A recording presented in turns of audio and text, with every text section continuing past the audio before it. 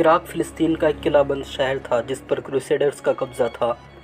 Crusaders शौबिक नाम का एक किला सुल्तान अय्यूबी के हाथ हार चुके थे। वो इराक को किसी कीमत पर हारना नहीं चाहते थे। उसके बाद उन्होंने दिफाई इंतज़ामात बड़े ही सख्त कर दिए थे, जिनमें एक बंदोबस्त ये था कि किला बंद होकर नहीं लड़ना चाहते थे। शौबिक से जब ईसाई और यहूदी बाशिंदे मुसलमानों के डर से इराक भाग रहे थे, उस वक्त सुल्तान अय्यूबी ने अपने फ़ौज और इंतज़ामिया को ये हुक्म दिया था कि भागने वाले गैर मुस्लिमों को रोकें और उन्हें वापस लाकर उनके साथ अच्छा सलूक करें। लेकिन सुल्तान अय्यूबी का एक खुफिया हुक्म ये भी था कि ज़्यादातर बाशिंदों को जाने दें। उस हुक्म में राज ये था कि गैर मुस्लिम बाशिंदों में सुल्तान अय्यूबी के जासूस भी जा रहे थे। अपने जासूस दुश्मन के इस शहर में, जिस पर थोड़े अरसे बाद हमला करना था, भेजने का ये मौका बहुत अच्छा था। मुसलमान जासूस ईसाई और यहूदी पनाह गज़ीनों यानी रिफ्यूजीज़ के भेस में इराक चले गए थे। वहाँ के मुसलमान बाशिंदों को साथ मिलाकर उन्होंने खुफिया अड्डे बना लिए थे। वहाँ से वो इन्फॉर्मेशन भेजते रहते थे। सुल्तान सलाहुद्दीन अय्यूबी पर्सनली उन रिपोर्ट्स को देखते और समझते थे। एक बार सुल्तान सलाहुद्दीन अय्यूबी के पास 2 जासूस आए। सुल्तान सलाहुद्दीन अय्यूबी को क्रूसेडर्स की फ़ौज के बारे में इन्फॉर्मेशंस दी। सुल्तान अय्यूबी ने उनके मुताबिक नक्शा बनाया। उसी दौरान उनके चेहरे पर कोई तब्दीली नहीं आई। जासूसों ने जब इराक के मुसलमान बाशिंदों की बेबसी और मजलूमियत की तफसीलात बताई, तब सुल्तान सलाहुद्दीन अय्यूबी के चेहरे पर नुमाया तब्दीली आ गई। एक बार तो जोश में उठकर खड़े हो गए और खेमे में टहलने लगे। जासूसों ने सुल्तान सलाहुद्दीन अय्यूबी को बताया कि शौबिक से सलीबी शिकस्त खाकर इराक पहुँचे तो वहाँ पर जो इराक में मुसलमान थे उनका जीना हराम कर दिया। सुल्तान अय्यूबी को इन हालात का इल्म बहुत पहले से था। उन 2 जासूसों ने मज़ीद सुल्तान को बताया कि इराक में जो बाज़ारें हैं, वहाँ पर जिन मुसलमानों की दुकानें हैं, वो बहुत परेशान हैं। गैर मुस्लिम तो उनकी दुकानों पर जाते ही नहीं, मुसलमानों को भी डरा धमका कर उन दुकानों से दूर रखा जाता है। वहाँ मुसलमानों के ख़िलाफ़ नफ़रत की बाकायदा मुहिम शुरू की गई है। ईसाई और यहूदी मस्जिदों के सामने ऊँट, घोड़े और बाकी जानवर बांधने लगे हैं। अज़ान और नमाज पर पाबंदी तो उन्होंने नहीं की, लेकिन जब अज़ान होती है तो जो गैर मुस्लिम यानी यहूदी और ईसाई हैं वो नाचते हैं, शोर मचाते हैं और मजाक उड़ाते हैं। जासूसों ने यह भी बताया कि मुसलमानों का कौमी जज्बा ख़त्म करने के लिए वहाँ इस किस्म की अफवाहें ज़ोर शोर से फैलाई जा रही है कि सलाहुद्दीन अय्यूबी बहुत ज़्यादा ज़ख्मी हो चुका है और वो दमिश्क चला गया है और अब तक वो मर भी चुका होगा। और ये भी कहा जा रहा है कि सुल्तान सलाहुद्दीन अय्यूबी के फ़ौजी जो हैं बहुत कमज़ोर हैं और वो रेगिस्तान में बिखर रहे हैं और मर रहे हैं। और जासूसों ने यह भी कहा कि सुबह ही सुबह जो क्रिश्चियन प्रीस्ट होते हैं, जो पादरी होते हैं, वो मुसलमानों के मोहल्लों में घूमते फिरते हैं और हर मुसलमान के दरवाजे पर घंटियां बजाते हैं और अपने मजहबी गीत गाते हैं और मुसलमानों को दुआएं देते हैं। वो अपने मज़हब का कोई और प्रचार नहीं करते हैं।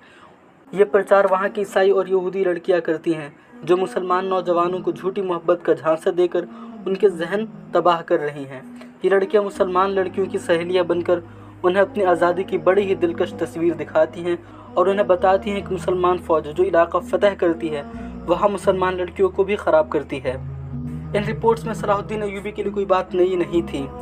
वहाँ के मुसलमानों का यह हाल था कि वो सुल्तान अय्यूबी के फ़ौज के ख़िलाफ़ कोई हौसला शिकन अफवाह नहीं सुनना चाहते थे। लेकिन वहाँ जो भी बात उनके कानों में पड़ती थी वो हौसला शिकन होती थी, यानी वो उनको डिमोरलाइज़ कर देती थी। वो डरते बात नहीं करते थे। उनके घरों की दीवारों के भी कान थे। वो इकट्ठे बैठने से भी डरते थे। जनाजे और बारात के साथ भी जासूस होते थे और मस्जिदों में भी जासूस थे। उनकी बदनसीबी तो ये थी कि जासूसी उनके अपने मुसलमान भाई करते थे। वो अपने घरों में भी सरगोशियों में बातें करते थे, यानी आहिस्ता आहिस्ता आवाज़ों में बात करते थे। किसी मुसलमान के ख़िलाफ़ सिर्फ ये कह देना कि वो सलीबी हुकूमत के ख़िलाफ़ है, उसे बेगार कैंप में भेजने के लिए काफ़ी होता था। बेगार कैंप एक कैंप थी जहाँ पर क्रूसेडर्स ने बहुत ज़्यादा मुसलमानों को जमा कर लिया था, जिन पर उनको शक था और उन पर बहुत ही ज़्यादा यानी जानवर से भी बदतर सलूक किया जाता था। उनसे बहुत ज़्यादा काम कराया जाता था। उसके बाद एक जासूस ने कहा कि सुल्तान मुअज़्ज़म अब वहाँ एक और चाल चली जा रही है और वही है कि मुसलमानों के साथ अब अच्छा सलूक होने लगा है। सलीबी हुकूमत ने उसकी एक मिसाल ये पेश की है कि एक ईसाई हाकिम ने एक मस्जिद को बोसीदा हालत में देखा, यानी मस्जिद बहुत ज़्यादा पुरानी हो चुकी थी और उसको मरम्मत की ज़रूरत थी। तब उस सलीबी हाकिम ने उसकी मरम्मत का हुक्म दिया और अपनी निगरानी में उसकी मरम्मत कराई। उन्होंने बेगार कैंप के मुसलमानों को रिहा तो नहीं किया, लेकिन उन्हें कुछ सहूलतें दे दी हैं। रोज़मर्रा मुशक्क़त का वक्त भी कम कर दिया है, लेकिन उनके कानों में ये बात भी डाली जाती है कि तुमने सलीब के ख़िलाफ़ यानी क्रॉस के ख़िलाफ़ बहुत बड़ा क्राइम किया है, बहुत बड़ा जुर्म किया है। फिर भी हम तुम पर रहम कर रहे हैं। ये प्यार और मोहब्बत का हथियार बड़ा ही ख़तरनाक था। इस प्यार के साथ साथ मुसलमानों के खिलाफ जासूसी पहले से भी ज़्यादा हो गई है और गिरफ्तारियां भी होती रहती हैं। अभी तक मुसलमानों का जज्बा कायम है और वो साबित कदम रहने का तहैया किए हुए हैं। उन्होंने अभी तक गैर मुस्लिमों के प्यार को कबूल नहीं किया है, मगर वो ज़्यादा देर तक साबित कदम नहीं रह सकेंगे। कहीं ऐसा वक्त ना हो कि वो कुरान को पढ़ना भूल जाएं और अपने गले में सलीब को यानी क्रॉस को टांगना शुरू कर दें। ये वो बातें थी जिनको सुनकर सुल्तान सलाहुद्दीन अय्यूबी परेशान हो गए। उन्हें इस खबर ने बहुत ही ज़्यादा तकलीफ़ दिया कि मुसलमानों की जासूसी मुसलमान ही कर रहे हैं। उनके लिए परेशानी की दूसरी वजह ये थी कि मकबूजा इलाके में क्रूसेडर्स ने मुसलमानों के खिलाफ प्यार का हथियार का इस्तेमाल शुरू कर दिया था और उसके साथ ही नौजवानों की किरदार कुशी का भी अमल शुरू कर दिया था। इराक में मुसलमान बाशिंदों पर प्यार का जो हथियार चलाया जा रहा था वो सलीबियों के इंटेलिजेंस के डायरेक्टर हरमन की प्लानिंग थी। वो शोबिक की शिकस्त के बाद सलीबी हुक्मरानों पर जोर दे रहा था कि इराक के मुसलमानों को प्यार का धोखे देकर सलीब का यानी क्रॉस का वफादार बनाया जाए या कम अज़ कम सुल्तान सलाहुद्दीन अय्यूबी के खिलाफ कर दिया जाए। क्रूसेडर्स के अंदर मुसलमानों से इतनी ज़्यादा नफरत थी कि वो मुसलमानों के साथ झूठा प्यार का नाटक भी नहीं करना चाहते थे। वो जुल्म और दरिंदगी से मुसलमानों का कौमी जज्बा और वक़ार ख़त्म करने के कायल थे।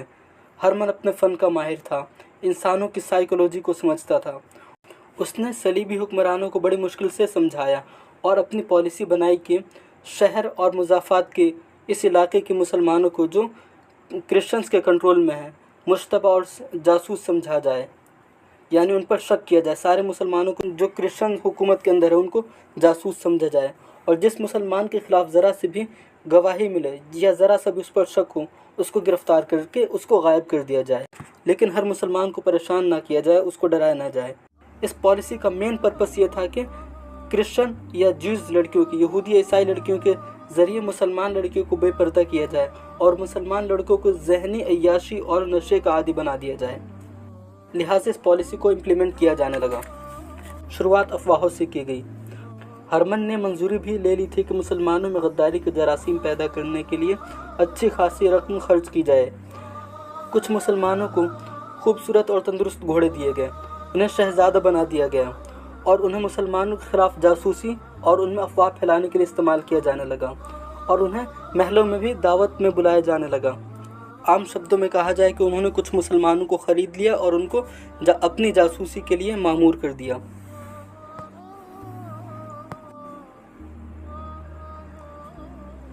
हरमन ने कहा था कि अगर आप मुसलमान को अपना ग़ुलाम बनाना चाहते हैं तो उसके दिमाग में बादशाही का कीड़ा डाल दीजिए, उसे घोड़े और बघिया देकर उसके दामन में चंद एक अशरफिया डाल दीजिए, फिर वो बादशाही के नशे में आपके इशारों पर नाचने लगेगा, शराब भी पिएगा और अपनी बेटियों को अपने हाथों से नंगा करके आपके हवाले कर देगा।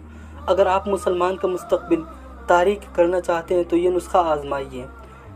वो अपने रूलर से कहता था, अपने हाकिमों से कहता था कि मैं आपको पहले भी बता चुका हूँ कि और अब भी बता रहा हूँ कि यहूदियों ने मुसलमानों की इखलाकी तबाही के लिए अपनी लड़कियाँ पेश की, अपनी लड़कियों को नंगा कर दिया। आप जानते हैं कि मुसलमानों का सबसे पुराना और सबसे बड़ा दुश्मन यहूदी ही है। इस्लाम की जड़ें तबाह करने के लिए यहूदी अपनी बेटियों की इज्जत और अपनी पूंजी का आखिरी सिक्का भी कुर्बान करने के लिए तैयार रहते थे। यहूदियों से मुसलमानों का ख़तरा ये था कि जो यहूदी थे या यहूदी हैं वो फ़िलिस्तीन, लुबनान और ये सीरिया के इलाकों में ही रहने वाले थे, इसलिए मुसलमानों की ज़बान बोलते थे, उनके रस्म व रिवाज और घरेलू तर्ज ज़िंदगी से भी वाकिफ़ थे। उनकी शक्लें और कई दीगर कवाइफ यानी जो कल्चर्स थे यहूदियों के वो मुसलमानों से मिलते जुलते हैं। कोई यहूदी लड़की मुसलमानों का लिबास पहन कर किसी मुसलमान घर में जा बैठे तो उसे बिला शक व शुबा मुसलमान समझ लिया जाता था। इसी मुशाबहत यानी सिमिलरिटी की वजह से यहूदी पूरा फ़ायदा उठा रहे थे और इस्लामी माशरत में गैर इस्लामी जहर दाखिल कर रहे थे।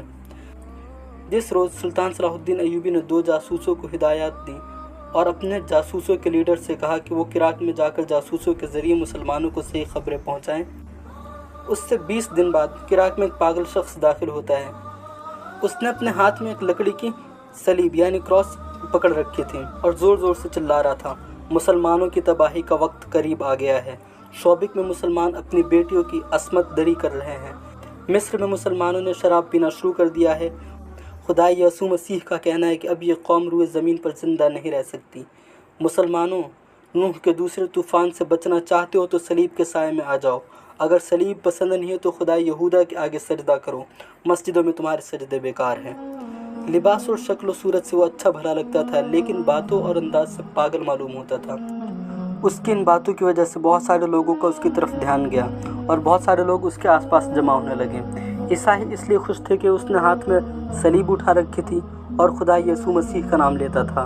यहूदी इसलिए खुश थे कि वो खुदा यहूदा का नाम लेता था और दोनों की खुशी मुश्तरक थी, क्योंकि मुसलमानों की तबाही की खुशखबरी सुना रहा था। सलीबी फौज के चंद एक सिपाहियों ने उसकी ललकार सुनी तो उन्होंने ज़ोर ज़ोर से हंसना शुरू कर दिया।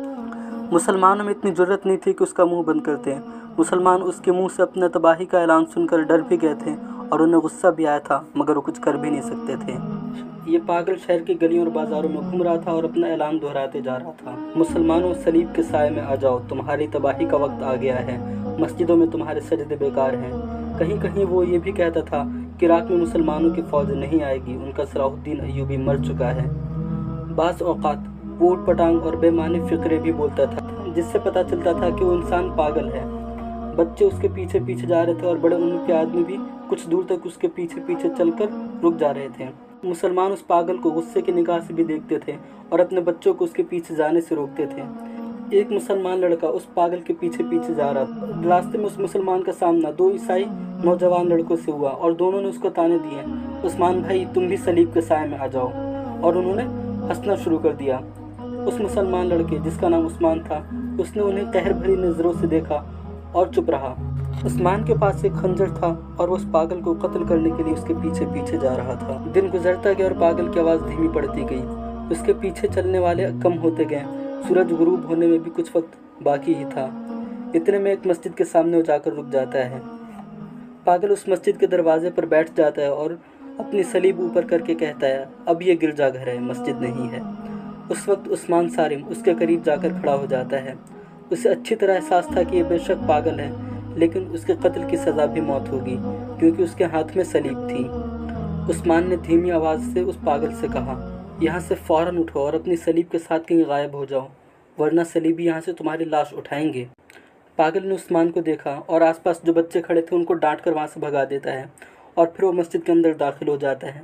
उसके साथ ही उस्मान सारिम भी मस्जिद के अंदर दाखिल होता है और मस्जिद का दरवाज़ा अंदर से बंद कर देता है। वो उस्मान सारिम उसको मारने वाला था। वो अपना खंजर निकाल कर उस पागल पर वार करने वाला था, तभी अचानक वो पागल पलट जाता है और तलवार का जोर अपनी सलीब से रोक लेता है और कहता है, रुक जाओ जवान, अंदर चलो, मैं मुसलमान हूँ। उस्मान सारिम ने दूसरा वार नहीं किया। पागल जूते उतारकर मस्जिद के अंदरूनी कमरे में चला जाता है। उसने सलीब अपने हाथ में रखी। अंदर जाकर उसने उस्मान सारिम से नाम पूछा और कहा, मैं मुसलमान हूँ, मेरी बातें गौर से सुन लो। मुझे बताओ, तुम मेरे पीछे कब से आ रहे हो? उस्मान ने कहा, सारा दिन मैं तुम्हारे पीछे फिरता रहा हूँ, मगर मुझे कत्ल का मौका नहीं मिल रहा था। पागल ने पूछा, तुम मुझे कत्ल क्यों करना चाहते हो? उस्मान ने जवाब दिया, क्योंकि मैं इस्लाम और सुल्तान सलाहुद्दीन अय्यूबी के ख़िलाफ़ कोई लफ्ज़ बर्दाश्त नहीं कर सकता। तुम पागल हो या नहीं, मैं तुम्हें ज़िंदा नहीं छोड़ूंगा। पागल ने उससे कई और बातें पूछी। आखिर उसने कहा, मुझे तुम जैसे एक जवान की ज़रूरत थी। अच्छा हुआ तुम खुद ही मेरे पीछे आ गए। मेरा ख्याल था कि मुझे अपने मतलब का कोई मुसलमान बड़ी मुश्किल से मिलेगा। मैं सलाहुद्दीन अय्यूबी का भेजा हुआ जासूस हूँ। मैंने ये ढोंग सलीबियों को धोखा देने के लिए रचाया है।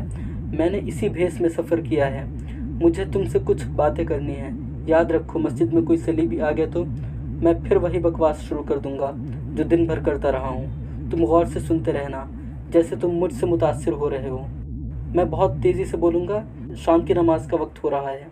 मुसलमानों में सलीबियों के भी जासूस हैं। मैं नमाजियों के आने तक अपनी बात ख़त्म करना चाहता हूँ। उस्मान सारिम ने कभी जासूस नहीं देखे थे। उसे मालूम नहीं था कि गैर मामूली तौर पर ज़हीन जासूस है, जिसने उसे चंद सवाल पूछकर पहचान लिया है। ये जवान काबिल एतमाद है। जासूस ने उससे कहा, अपने जैसे चंद एक जवान इकट्ठा करो और कुछ मुसलमान लड़कियों को भी तैयार करो। तुम्हें हर एक मुसलमान घराने में पैगाम पहुँचाना है कि सलाहुद्दीन अय्यूबी ज़िंदा हैं और वो अपनी फ़ौजों के साथ यहाँ से सिर्फ आधे दिन की मुसाफत जितना दूर हैं। उनकी तमाम फ़ौज इराक़ पर हमला करने के लिए न सिर्फ तैयार है, बल्कि उनकी फ़ौज ने सलीबी फ़ौज का नाक में दम कर रखा है। मिस्र में हालात पुरसुकून हैं। वहाँ पर सलीबियों ने जो चालें चली थी, वो सलाहुद्दीन अय्यूबी के भाई ने जड़ से उखाड़ दिया है। उस्मान सारिम ने पूछा, صلاح الدین ایوبی کب حملہ کریں گے؟ ہم ان کی راہ دیکھ رہے ہیں۔ ہم تمہیں یقین دلاتے ہیں کہ تم باہر سے حملہ کرو گے تو ہم صلیبیوں پر اندر سے حملہ کریں گے، خدا کے لیے جلدی آ جاؤ۔ وہ پاگل انسان جو صلاح الدین ایوبی کا جاسوس تھا، اس نے کہا، صبر سے کام لو جوان، پہلے صلاح الدین ایوبی کا پیغام سن لو اور ہر ایک نوجوان کے ذہن پر نقش کر دو۔ ایوبی نے کہا ہے کہ عراق کے مسلمان نوجوانوں سے کہنا کہ تم ملک اور مذہب کے پاسبان ہو، اور میں نے پہلی جنگ لڑکپن میں لڑی تھی اور محاصرے میں لڑی تھی۔ فوج کی کمان میرے چچا کے پاس تھی اور انہوں نے مجھے کہا تھا کہ محاصرے میں گھبرا نہ جانا، تو اگر تم اس عمر میں گھبرائے گے تو تمہاری ساری عمر گھبراہٹ اور خوف میں گزرے گی۔ اگر اسلام کے علم بردار بننا چاہتے تو یہ علم یعنی جھنڈا آج ہی اٹھا لو اور دشمن کی دیواریں توڑ کر نکل جاؤ اور پھر گھوم کر آؤ اور پھر دشمن پر جھپٹ پڑو۔ میں گھبرایا نہیں۔ 3 مہینوں کے محاصرے نے ہمیں فاقہ کشی بھی کرائی، لیکن ہم محاصرہ توڑ کر نکل آئے اور ہم نے جس خوراک سے پیٹ بھرے وہ دشمن کی رسد چھینی ہوئی خوراک تھی۔ ہمارے جو گھوڑے محاصرے میں بھوک سے مر گئے تھے، ہم نے ان کی کمی دشمن کے گھوڑوں سے پوری کی۔ صلاح الدین ایوبی نے کہا ہے کہ میری قوم کی بیٹیوں سے کہنا ہے کہ تم پر دشمن نے پیار کے ہتھیار سے حملہ کیا ہے۔ ہمیشہ یاد رکھنا کہ کوئی غیر مسلم کسی مسلمان کا دوست نہیں ہو سکتا۔ صلیبی میدان جنگ میں ٹھہر نہیں سکیں، ان کے منصوبے خاک میں مل گئے، اس لیے وہ مسلمانوں کی ابھرتی ہوئی نسل کے ذہن سے قومیت اور مذہب نکالنے کے جتن کر رہے ہیں۔ انہوں نے جو ہتھیار استعمال کیے ہیں وہ بڑا ہی خطرناک ہے۔ یہ ہے ذہنی عیاشی، کاہلی، کوتاہی۔ تم میں یہ تینوں خرابیاں پیدا کرنے کے لیے عیسائی اور یہودی ایک ہو گئے ہیں۔ یہودی اپنی لڑکیوں کے ذریعے تم میں حیوانی جذبہ بھڑکا رہے ہیں اور تمہیں نشے کا عادی بنا رہے ہیں۔ میں یہ نہیں کہوں گا کہ حیوانی جذبے اور نشے سے تمہاری عاقبت خراب ہوگی اور موت کے بعد تم جہنم میں جاؤ گے۔ میں یہ کہنا چاہتا ہوں کہ کردار کی خرابیاں تمہارے لیے اس دنیا کو ہی جہنم بنا دیں گی۔ تم جسے جنت کی لذت سمجھتے ہو وہ جہنم کا عذاب ہے۔ تم صلیبیوں کے غلام ہو جاؤ گے جو تمہاری بہنوں کو بے آبرو کرتے پھریں گے۔ تمہاری قرآن کے ورق گلیوں میں اڑیں گے اور تمہاری مسجد استبل بن جائیں گی۔ سلطان صلاح الدین ایوبی نے کہا ہے کہ باوقار قوم کی طرح زندہ رہنا چاہتے ہو تو اپنی روایات کو نہ بھولو۔ صلیبی ایک طرف تم پر تشدد کر رہے ہیں اور دوسری طرف تمہیں دولت اور گھوڑا گاڑیوں کا لالچ دے رہے ہیں۔ مسلمان ان عیاشیوں کا قائل نہیں ہوتا۔ تمہاری دولت تمہارا کردار اور ایمان ہے۔ یہ صلیبیوں کے شکست کا ثبوت ہے کہ وہ تمہاری تلوار سے خوفزدہ ہو کر اتنا اچھا ہتھیار تم پر اتار رہے ہیں کہ اپنی بیٹیوں کو بے حیا بنا کر تمہیں اپنے غلام بنانے کے جتن کر رہے ہیں۔ میرے قوم کے بیٹوں، اپنے کردار کو محفوظ رکھو، اپنے آپ کو قابو میں رکھو۔ ظالم حکمران دراصل کمزور حکمران ہوتا ہے۔ وہ اپنے مخالفین میں سے کسی کو ظلم و تشدد سے زیر کرنے کی کوشش کرتا ہے اور کسی کو دولت کا لالچ دے کر۔ تم ظلم و تشدد سے بھی نہ ڈرو اور کسی لالچ میں بھی نہ آؤ۔ تم قوم کا مستقبل ہو، ہم قوم کا ماضی ہیں۔ دشمن تمہارے ذہنوں سے تمہارا خوبصورت ماضی نکال کر اپنے نظریات اور مفادات کی سیاہی بھرنے کی کوشش کر رہا ہے تاکہ اسلام کا مستقبل تاریک ہو جائے۔ اپنی اہمیت کو پہچانو۔ دشمن تمہیں صرف اپنے تابع یعنی اپنے انڈر کرنے کی کوشش کر رہا ہے کیونکہ وہ تم سے خوف زدہ ہے۔ اپنی نظر آج پر نہیں کل پر رکھو، کیونکہ تمہارے دشمن کی نظر تمہارے مذہب کے کل پر ہے۔ تم نے دیکھ لیا کہ کفار تمہارا کیا حال کر رہے ہیں۔ اگر تم ذہنی عیاشی میں پڑ گئے تو تمام ملت اسلامیہ کا یہی حشر ہوگا۔ جاسوس نے سلطان ایوبی کا پیغام بڑی تیزی سے عثمان سالم کو سنا دیا۔ کسی بھی قوم کو اگر جنگ کے بغیر شکست دینا ہو تو اسے ذہنی عیاشی میں ڈال دو۔ یہ قوم اس حد تک تمہاری غلام ہو جائے گی کہ اپنے مستورات تمہارے حوالے کر کے اس پر فخر کرے گی۔ صلیبی اور یہودی ہماری قوم کو اسی سطح پر لانے کی کوشش کر رہے ہیں۔ سلطان صلاح الدین ایوبی سلطان نور الدین زنگی کی فوج میں ایک جنرل تھے اور ان کے چچا جن کا نام شیر کوہ تھا وہ سلطان نور الدین زنگی کی فوج کے ایک ٹکڑی کے کمانڈر تھے۔ دونوں چچا اور بھتیجا بہت ہی زیادہ طاقتور تھے اور سلطان نور الدین زنگی دونوں کو بہت زیادہ پسند کرتے تھے۔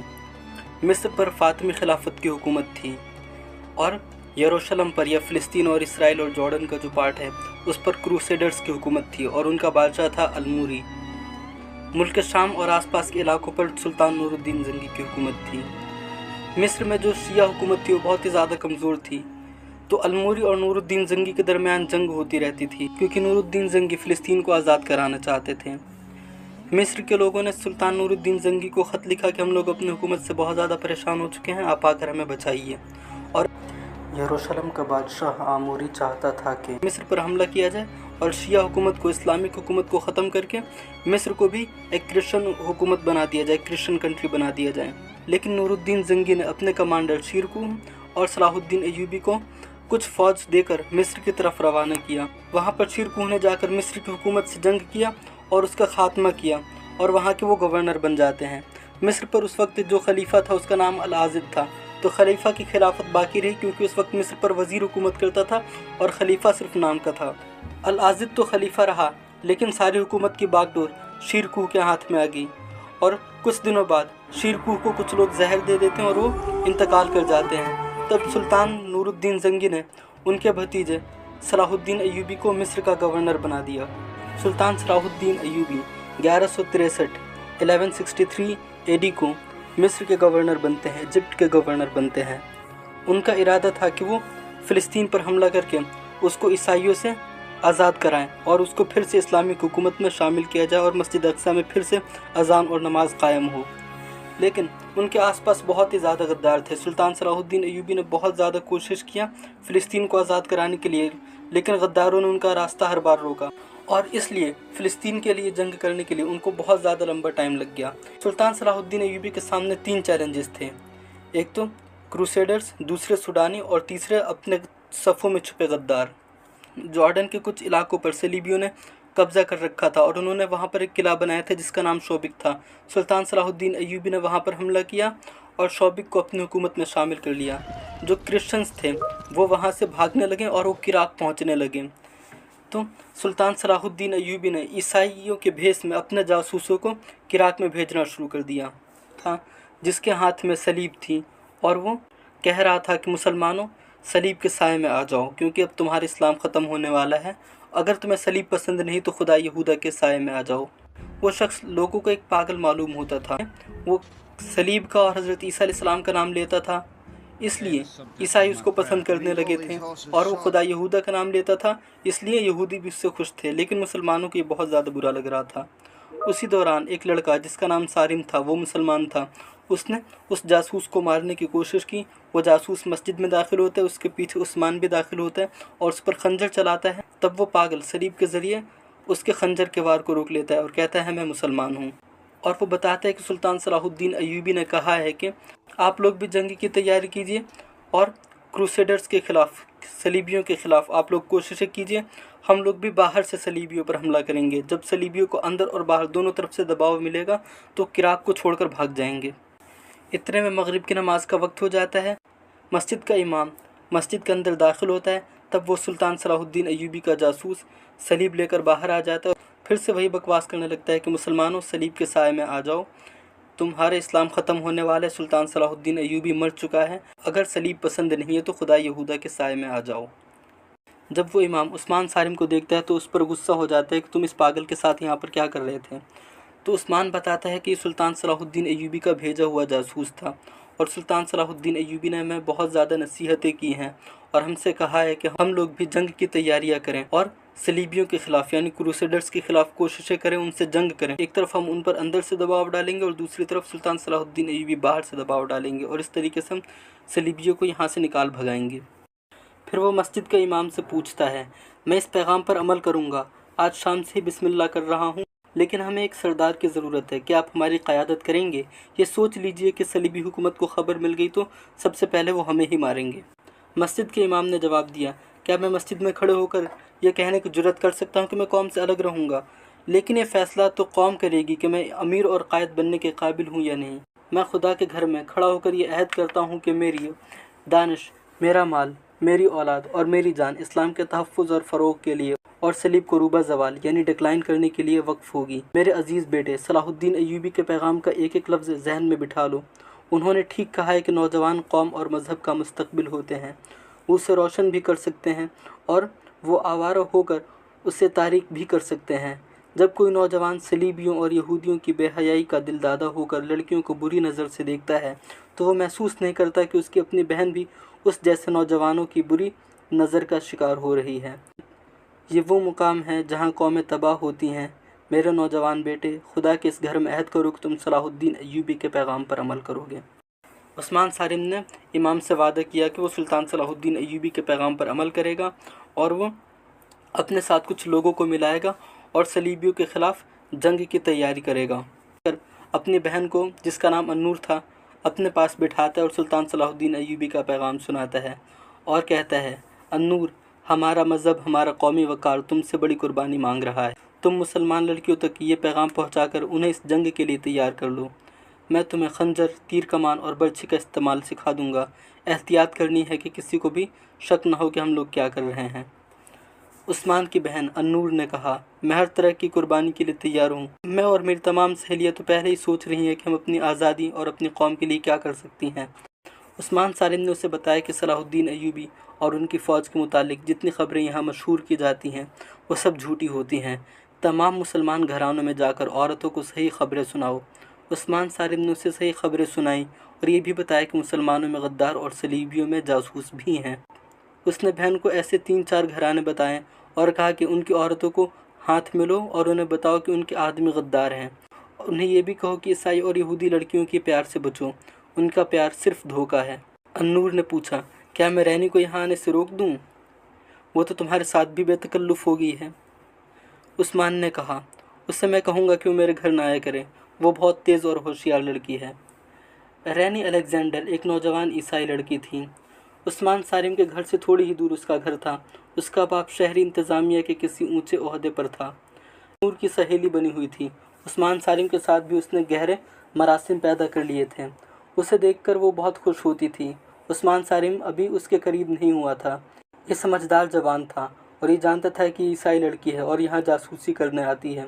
اس نے رینی کو کبھی ناپسندیدگی کی نگاہ سے نہیں دیکھا تھا، بلکہ اس کے ساتھ ہنسی مذاق بھی کر لیتا تھا تاکہ اس کو شک نہ ہو۔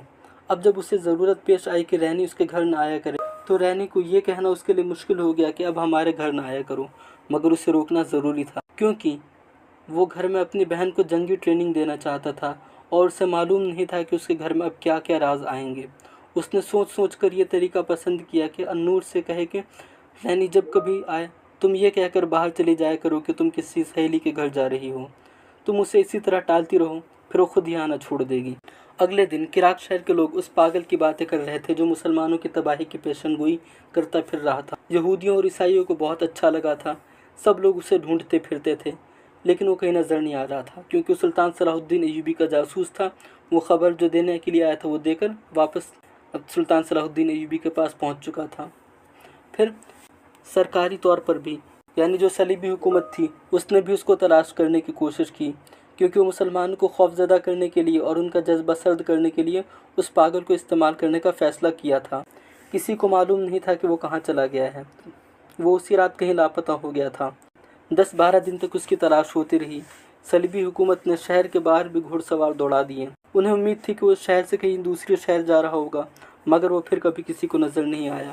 10-12 دن گزر گئے اور پھر لوگ اس کو بھولنے بھی لگے۔ ان 10-12 دنوں میں عثمان صارم نے النور اور اس کی 3 سہیلیوں کو ہتھیاروں کا استعمال سکھا دیا۔ اس نے انہیں تیر اندازی بڑی محنت سے سکھائی۔ اس کے علاوہ اس نے مسلمان نوجوانوں کو خفیہ طریقے سے سلطان صلاح الدین ایوبی کا پیغام سنایا اور پھر ان کو ٹریننگ دینے لگا۔ ان نوجوانوں نے ان مسلمان کاریگروں کو تیار کر لیا جو برچھی اور تیر کمان بناتے تھے۔ یہ سب صلیبیوں کے ملازم تھے۔ وہ اپنے لیے کوئی ہتھیار نہیں بنا سکتے تھے۔ مسلمانوں کو کوئی ہتھیار رکھنے کی اجازت نہیں تھی۔ ان کاریگروں نے گھروں میں چوری چھپے ہتھیار بنانے شروع کر دیے تھے۔ یہ کام خطرناک تھا اور جس کا نتیجہ صرف موت تھی، بلکہ صلیبی حکومت ان کو تڑپا کر مارتی۔ وہاں کوئی مسلمان کسی معمولی جرم یا صرف شک میں پکڑا جاتا تو اس سے پوچھا جاتا کہ مسلمان گھرانوں کے اندر کیا ہو رہا ہے اور جاسوس کہاں ہے۔ اس کے ساتھ ہی اس کے جسم کو روئی کی طرح دھلنا شروع کر دیا جاتا تھا۔ سلطان صلاح الدین ایوبی کو ایک جاسوس نے خبر دی کہ عراق اور مضافات کے مسلمانوں تک اس کا پیغام پہنچ چکا ہے اور وہاں کے نوجوان لڑکوں اور لڑکیوں نے انڈر گراؤنڈ محاذ بنانا شروع کر لیا ہے۔ یہ خبر لانے والا بھی ایک ذہین جاسوس تھا۔ اس نے بتایا کہ وہ جاسوس جس نے سلطان صلاح الدین ایوبی کا پیغام عثمان صارم تک پہنچایا تھا، پاگل کے بہروپ میں کامیاب رہا۔ سلطان صلاح الدین ایوبی اس خبر پر خوش تھے۔ انہوں نے کہا، جس قوم کے نوجوان بیدار ہو جائیں اسے کوئی طاقت ہرا نہیں سکتی۔ سلطان صلاح الدین ایوبی کے جو خفیہ تنظیم کے لیڈر تھے جن کا نام زاہدان تھا، انہوں نے کہا کہ اس کامیابی نے میرا حوصلہ بڑھا دیا ہے۔ اگر سلطان آپ اجازت دیں تو میں مقبوضہ علاقے کے نوجوانوں کو اپنے جاسوسوں کے ذریعے اتنا بھڑکا سکتا ہوں کہ وہ شعلے بن کر عراق اور یروشلم کو آگ لگا دیں۔ سلطان صلاح الدین ایوبی نے کہا، اور اس آگ میں خود بھی جل کر مر جائیں گے۔ میں نوجوانوں کو شعلے نہیں بنانا چاہتا، میں ان کے سینوں میں ایمان کی چنگاری سلگانا چاہتا ہوں۔ نوجوانوں کو بھڑکانا کوئی مشکل کام نہیں، ان میں سے کوئی اشرفی کی چمک اور لالچ سے تمہارے ہاتھ میں کھیلنے لگے گا، اور زیادہ تعداد ان کی ہے جو جذباتی الفاظ اور جوشیلے نعروں سے بھڑک اٹھتے ہیں۔ پھر تم ان سے جو کچھ کرانا چاہتے ہو کرا لو، انہیں آپس میں بھی لڑا سکتے ہو۔ اس کی وجہ یہ نہیں کہ وہ جاہل اور گوار ہیں اور ان کا اپنا دماغ نہیں ہے، اصل وجہ یہ کہ عمر ہی ایسی ہوتی ہے، خون کا جوش کچھ کر گزرنے پر مجبور کرتا ہے۔ اس عمر میں ذہن عیاشی کی طرف بھی مائل ہوتا ہے اور عمل صالح کی طرف بھی۔ تم نوجوان ذہن کو جو بھی تحریک اور اشتعال دے دو، وہ اسی کا اثر قبول کر لے گا۔ تمہارے دشمن ہماری قوم کے ابھرتے ہوئے ذہن میں عیاشی اور جنسی لذت کے جراثیم ڈال رہے ہیں۔ اس کا مقصد صرف یہ ہے کہ ہم اسے جنگ کی طرف مائل کر کے دشمن کے خلاف استعمال نہ کر سکیں۔ تم یہ کوشش کرو کہ نوجوان بھڑکیں نہیں، بلکہ سرد رہیں اور سوچیں۔ رسول اللہ صلی اللہ علیہ وسلم کی اس حدیث کو سمجھے کہ اپنے آپ کو جانو، اپنے دشمن کو پہچانو، ان کی سوچیں بدل دو، ان میں قومیت کا احساس پیدا کرو۔ یہ نوجوان قوم کا بڑا قیمتی سرمایہ ہے، انہیں بھڑکا کر جلنے سے بچاؤ۔ انہیں مروانا سمجھداری نہیں، سمجھداری یہ ہے کہ ان کے ہاتھوں دشمن کو مرواؤ، لیکن دشمن کا تصور واضح کرو۔ کوئی مسلمان مجھے برا بھلا کہے تو وہ نہ اسلام کا دشمن ہے نہ غدار ہے، وہ میرا دشمن ہے۔ میں اسے اس قانون کا سہارا لے کر سزا نہیں دوں گا جو اسلام اور سلطنت اسلامیہ کے تحفظ کے لیے بنایا گیا ہے۔ ملت کا قانون ملت کے امیر کے ذاتی استعمال کے لیے نہیں ہوتا۔ غداری کی سزا اسے دی جاتی ہے جو ملک اور قوم کی جڑیں کاٹے اور دین کے دشمنوں کے ہاتھ مضبوط کرے، خواہ حکمراں خود ہی اس کا مجرم ہو، وہ غدار ہے اور سزا کا مستحق ہے۔ زاہدان نے پوچھا، اس صورت میں جب کہ وہاں نوجوان تیار ہو گئے ہیں، ہم انہیں کس طرح استعمال کر سکتے ہیں؟ سلطان صلاح الدین ایوبی نے جواب دیا، انہیں جوش میں نہ آنے دو، ان کے سوچیں بیدار کرو۔ وہاں کے حالات کے مطابق وہ خود فیصلہ کریں کہ انہیں کیا کرنا چاہیے۔ وہ جذبات کے غلبے کے تحت نہ سوچیں، وہاں اور زیادہ ذہین جاسوس بھیجو، اور یہ یاد رکھو زاہدان کے دشمن ہمیں نہیں، ہمارے نوجوان کا کردار بگاڑنے کی کوشش کر رہا ہے، یا ہمارے ان حاکموں کے جن کے ذہن بچوں کی طرح کچے ہیں۔ کسی بھی قوم کو اگر جنگ کے بغیر شکست دینا ہو تو اسے ذہنی عیاشی میں ڈال دو۔ یہ قوم اس حد تک تمہاری غلام ہو جائے گی کہ اپنے مستورات تمہارے حوالے کر کے اس پر فخر کرے گی۔ صلیبی اور یہودی ہماری قوم کو اسی سطح پر لانے کی کوشش کر رہے ہیں۔ عراق میں ایسے حالات فوراً ہی پیدا ہو گئے جن میں وہاں کے نوجوانوں کو خود ہی سوچنا اور عمل کرنا پڑا۔ مقبوضہ علاقوں میں صلیبیوں نے قافلے لوٹنے کا بھی سلسلہ شروع کر رکھا تھا۔ قافلے اتنے عام نہیں تھے، تاجر اور دیگر سفر کرنے والے اکٹھے ہوتے رہتے تھے، ان کی تعداد 150-200 ہو جاتی تو قافلے کی صورت میں چلتے تھے۔ ایک حفاظتی اقدام ہوتا تھا، قافلے کے ساتھ لڑنے والے مسلح افراد بھی ہوتے تھے، گھوڑے اور اونٹ بھی بہت زیادہ تعداد میں ہوتے تھے، تاجروں کا بے شمار مال و دولت ہوتا تھا، قافلے میں چند ایک کنبے بھی ہوتے تھے۔ صلیبی حکومت کے زیر سایہ آئے ہوئے مسلمان اکثر وہاں سے ہجرت کر کے مسلمانوں کے حکمرانی کے علاقوں میں جاتے رہتے تھے۔ اتنے بڑے قافلے کو چند ایک ڈاکو نہیں لوٹ سکتے تھے، کیونکہ قافلے والے مقابلہ کرتے تھے۔ صلیبیوں نے یہ کام فوج کے سپرد کر رکھا تھا۔ انہیں اگر کسی قافلے کی خبر مل جاتی تو فوج کے کچھ دستوں کو صحرائی لوگوں کے بھیس میں بھیج کر اسے لوٹ لیتے تھے۔ قافلوں میں صرف مسلمان ہوتے تھے۔ یہ جرم ان صلیبی بادشاہوں نے بھی کرایا اور لوٹے ہوئے مال سے حصہ وصول کیا، جنہیں آج کی تاریخ میں صلیبی جنگوں کا ہیرو، کروسیڈ کنگ کہہ کر پیش کیا جاتا ہے۔ اس جرم میں مسلمان عمرہ بھی شامل تھے۔ وہ چھوٹی چھوٹی اسلامی ریاستوں کے حکمران تھے، ان کے پاس فوج بھی تھی۔ لٹے ہوئے قافلوں کے 2-4 آدمی فریاد لے کر ان حکمرانوں کے دربار میں جاتے تھے۔ ان کی سنوائی نہیں ہوتی تھی، کیونکہ ان حکمرانوں کو بھی صلیبی لڑکیوں، شراب اور تھوڑے سے سونے کی صورت میں حصہ دیا کرتے تھے۔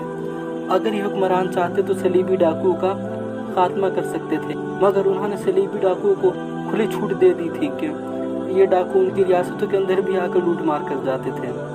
صلیبیوں نے انہیں اندھا کر کے یہ فائدہ بھی اٹھایا کہ ان کی ریاستوں کے سرحدی علاقے بھی ہڑپ لیے تھے۔ انہوں نے بعض چھوٹی چھوٹی ریاستوں کو مسلسل ڈاکوؤں سے پریشان کر کے جزیہ بھی وصول کرنا شروع کر دیا تھا۔ اس طرح سلطنت اسلامیہ سکڑتی جا رہی تھی۔ سلطان نور الدین زنگی اور سلطان صلاح الدین ایوبی ان مسلمان ریاستوں پر بھی قبضہ کرنا چاہتے تھے۔ ان حکمرانوں کو صلیبیوں سے زیادہ خطرناک سمجھتے تھے۔ ایک بار سلطان نورالدین زنگی نے صلاح الدین ایوبی کو ایک خط لکھا جن میں کئی اور باتوں کے علاوہ ان چھوٹے چھوٹے مسلمان حکمرانوں کے بارے میں لکھا تھا۔ ان مسلمان حکمرانوں نے اپنی عیش و عشرت کے علاوہ اپنی ریاستیں صلیبیوں کے پاس گروی رکھ دی ہیں۔ وہ کفار سے تحفے، زر و جواہرات اور اغوا کی ہوئی مسلمان لڑکیاں لیتے ہیں اور اسلام کا نام ڈبوتے جا رہے ہیں۔ یہ مسلمان کفار سے زیادہ ناپاک اور خطرناک ہیں۔ وہ بادشاہی کے نشے میں بدمست ہیں اور صلیبیوں ان کی جڑوں میں داخل ہو گئے ہیں۔ صلیبیوں کو شکست دینے سے پہلے ضروری ہو گیا ہے کہ ان مسلمان ریاستوں پر قبضہ کر کے انہیں سلطنت اسلامیہ میں شامل کیا جائے اور خلافت بغداد کے تحت لایا جائے۔ اس کے بغیر اسلام کا تحفظ ممکن نہیں۔ ان خطروں کے باوجود کبھی کبھی کوئی بڑا قافلہ صحرا میں نظر آ جاتا تھا۔ عراق سے چند میل دور سے ایک قافلہ گزر رہا تھا۔ اس میں 100 سے زیادہ اونٹ تھے، بہت سے گھوڑے بھی تھے۔ قافلے میں تاجروں کا مال تھا اور کچھ خاندان بھی تھے۔ ان میں ایک ایسا خاندان تھا جس میں 2 نوجوان لڑکیاں تھیں، وہ بہنیں تھیں، اور قافلہ حسب معمول مسلمانوں کا تھا۔ عراق کے علاقے سے قافلہ گزر رہا تھا، اس لیے صلیبیوں کو پتہ چل گیا۔ انہوں نے اپنی فوج کا ایک دستہ بھیج دیا جس نے دن دہاڑے قافلے پر حملہ کیا۔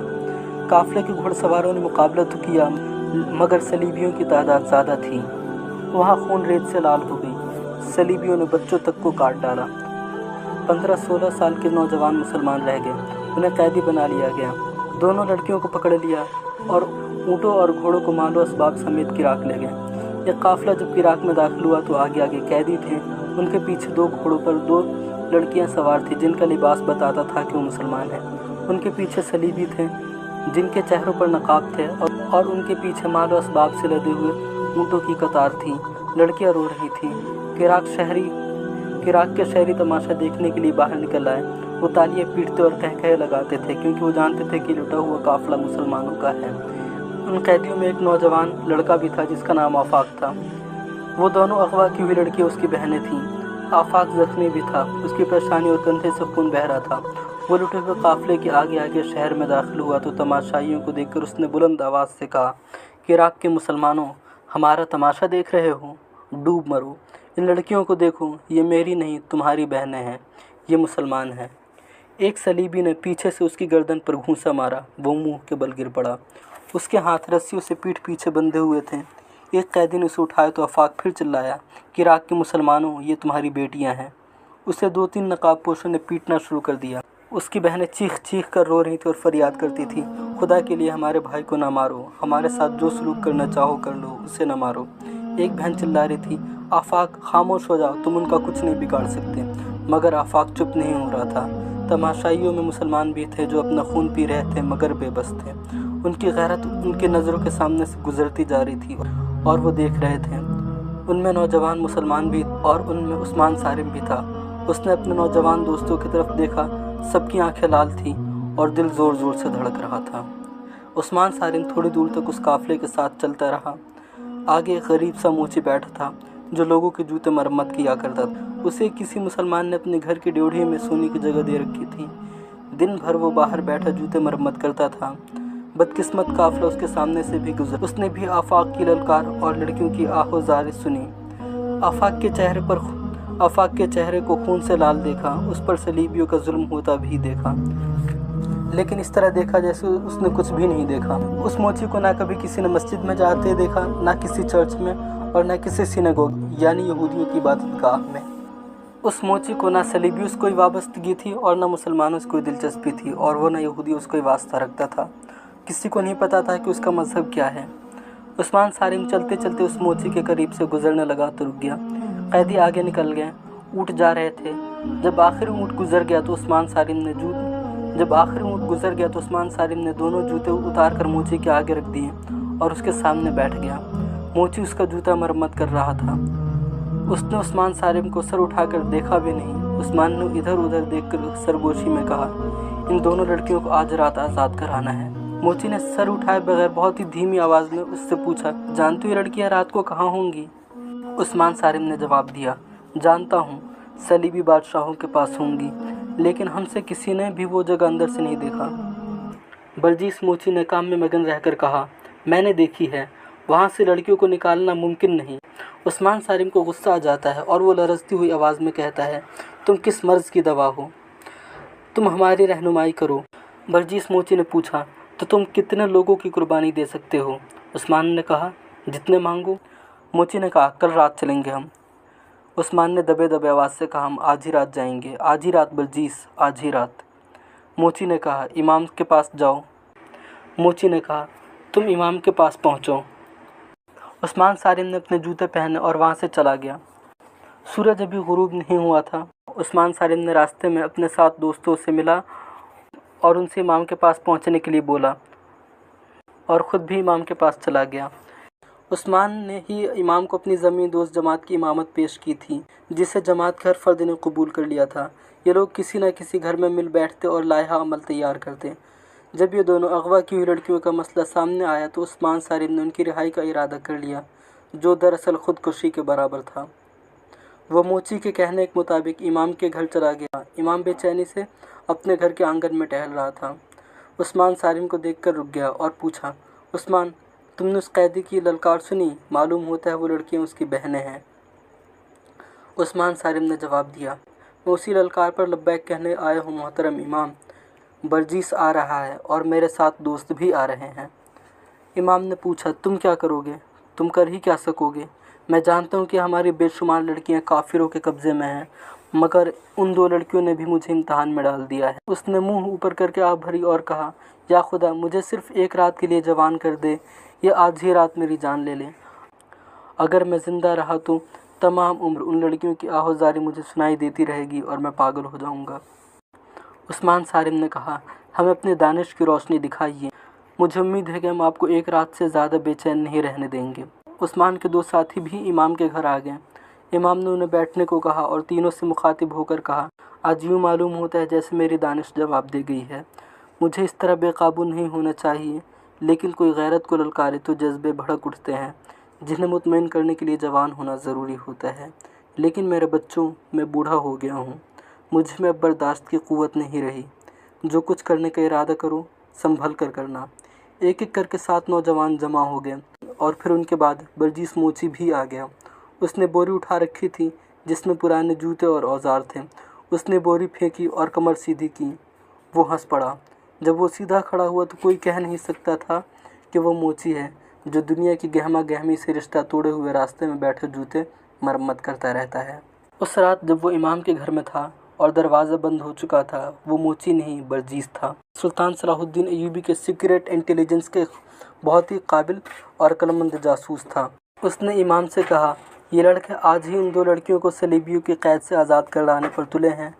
इस काम में सिर्फ पकड़े जाने का या नाकामी का ही ख़तरा नहीं, बल्कि यकीनी मौत का ख़तरा है। एक नौजवान ने कहा, हम ये ख़तरा कबूल करते हैं मोहतरम बलजीस। आप इस फ़न के उस्ताद हैं, हमारी रहनुमाई करें। बलजीस ने कहा, अगर अक़ल की बात सुने तो मैं एक मशवरा देना चाहता हूँ। सलीबियों के पास बहुत सी मुसलमान लड़कियाँ हैं और उनमें से बाज़ को उन्होंने बचपन में काफ़िलों और घरों से अगवा किया था और उन्हें अपनी तालीम और तरबियत देकर हमारे ख़िलाफ़ जासूसी और तुम्हारी किरदार कुशी के लिए इस्तेमाल किया है। तुम लोग एक एक लड़की को आज़ाद तो नहीं करा सकते। अगर तुम सब मेरे फ़न से फ़ायदा उठाना चाहते हो तो मैं ये कहूँगा कि 2 लड़कियों की खातिर तुम जैसे 8 जवान कुर्बान कर देना अक्लमंदी नहीं, बुर्दबारी और तहम्मुल ज़रूरी है। उस्मान सारिम भड़क उठा और उसने कहा, मैं तहम्मुल को किस तरह कबूल कर सकता हूँ? बलजीस ने कहा, मेरी तरह। क्या मैं पेशे का मोची हूँ? मैं जब मिस्र में होता हूँ तो मेरी सवारी के लिए अरबी घोड़ा तैयार रहता है और मेरे घर में 2 मुलाजिम हैं, मगर यहाँ 3 महीनों से रास्ते में बैठा लोगों के गलीज़ जूते की मरम्मत करता रहता हूँ। मैं तुम्हें 2 लड़कियों की आज़ादी के लिए पूरे इराक़ और उससे आगे के बहुत वसी इलाके को आज़ाद कराने के लिए ज़िंदा रखना चाहता हूँ। बर्दाश्त करो, इंतज़ार करो। उस्मान सारिम और उसके 7 दोस्त बर्दाश्त की हदों से निकल चुके थे। उनकी बातों से पता चलता था कि उनमें इंतज़ार की भी हिम्मत नहीं रही। वो किसी की रहनुमाई के बगैर ही उस जगह पर हमला करने को तैयार थे जहाँ तवक्को थी कि लड़कियाँ होंगी। उन्होंने इमाम की भी बातें सुनने से इनकार कर दिया। आखिर बलजीस ने उन्हें बताया कि उसके 2 जासूस उस जगह नौकर हैं जहाँ सलीबी हुक्मरान रात को इकट्ठा होते हैं और शराब पीते हैं। फिर बलजीस ने आगे और कहा, तुम सब ने वो इमारत देखी है जहाँ वो सलीबी हुक्मरान जो हमारी फ़ौज के ख़िलाफ़ लड़ने के लिए बरतानिया, इटली, फ्रांस और जर्मनी वगैरह से आए हुए हैं, रहते हैं। इस इमारत में एक बड़ा कमरा है जहाँ वो शाम के बाद इकट्ठे होते, शराब पीते और नाचते हैं। उनकी तफरीह के लिए लड़कियाँ भी मौजूद होती हैं। वो आधी रात तक वहाँ उधम मचाते रहते हैं। तुमने देखा है कि वो जगह ज़रा बुलंदी पर है जहाँ से पूरा शहर नज़र आता है। वहाँ फ़ौज का पहरा भी होता है। इस इमारत तक पहुँचना मुमकिन नहीं। मैं ये मालूम कर सकता हूँ कि ये 2 लड़कियाँ कहाँ होंगी, मगर उन तक रिसाई का तरीका सिर्फ़ ये है कि हमारी फ़ौज बाहर से भी हमला कर दे। इस सूरत में तमाम हुक्मरान और फ़ौजी हुक्काम इस इमारत से चले जाएंगे और हमला रोकने में लग जाएंगे, मगर आज रात हमला नहीं हो सकता। ये भी नहीं कहा जा सकता कि सुल्तान सलाहुद्दीन अय्यूबी कब हमला करेंगे। इमाम ने बलजीत से वजाहत चाही। ज़रूरत हमले की है। दूसरे लफ्ज़ों में ज़रूरत यह है कि अगर इस इमारत में जो लोग मौजूद हैं, अगर वो वहाँ से चले जाएं और लड़कियाँ वहीं रह जाएं, इस सूरत में आप ये कहना चाहते हैं कि हमारे बच्चे इस इमारत में दाखिल होकर लड़कियों को उठा लाएं। बलजीत ने अपने तजुर्बे की बिना पर खुद एतमादी से कहा, जी हाँ, अगर शहर के अंदर कोई बड़ा ही शदीद और ख़तरनाक किस्म का हंगामा हो जाए, कहीं आग लग जाए, और अगर आग जंगी साजो सामान को लगे तो शायद हुक्मरान और दीगर लोग वहाँ से निकलकर मौके वारदात पर चले जाएं। बलजीत गहरी सोच में खो गया। उसने उस्मान सारिम और उसके साथियों को बारी बारी देखा और कहा, तुम सब ने वो जगह देखी है जहाँ सलीबियों की फ़ौज के घोड़े बंधे रहते हैं। वहाँ इस वक्त कमोबेश 600 घोड़े एक जगह बंधे हुए हैं, बाकी मुख्तलिफ़ जगहों पर हैं। उनके करीब इतनी ही तादाद ऊँटों की भी बंधी हुई है। उसके ज़रा ही फासले पर घोड़े के खुश्क घास के पहाड़ हैं और ऐसा सामान बेशुमार पड़ा है जिससे फ़ौरन आग लग सकती है, मगर उसके इर्द गिर्द सिपाही घूमते फिरते रहते हैं। वहाँ रात के इस वक्त किसी को गुजरने की इजाज़त नहीं। अगर तुम घास और खेमों के अंबारों को आग लगा सको तो मैं यकीन से कह सकता हूँ कि सलीबी हुक्मरान सारे दुनिया को भूल कर वहाँ पहुँच जाएंगे। घास, कपड़े और लकड़ी के शोले आसमान तक जाएंगे। सारे शहर पर खौफ तारी हो जाएगा।